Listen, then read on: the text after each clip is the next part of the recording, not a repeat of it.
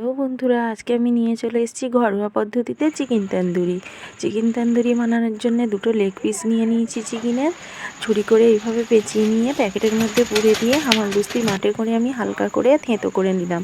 নিয়ে আদা রসুন লঙ্কা গুঁড়ো হলুদ গুঁড়ো জিরে গুঁড়ো পরপর প্রত্যেকটা মশলা নুন দিয়ে দিয়েছি। 2 চামচি টক দই দিয়ে টমেটো সস দিয়ে আর একটু সাদা তেল দিয়ে ভালো করে আমি মাখিয়ে নিয়েছি। নিয়ে প্যাকেটের মধ্যে পুরে দিয়ে অল্প একটু ভিনিগারও দিয়েছি, দিয়ে আমি প্যাকেটের মধ্যে পুরে ম্যাগনেট করতে দিয়ে দিলাম। এইবারে ম্যাগনেটটা আমার হয়ে গেছে, আমি চলে এলাম এইবারে।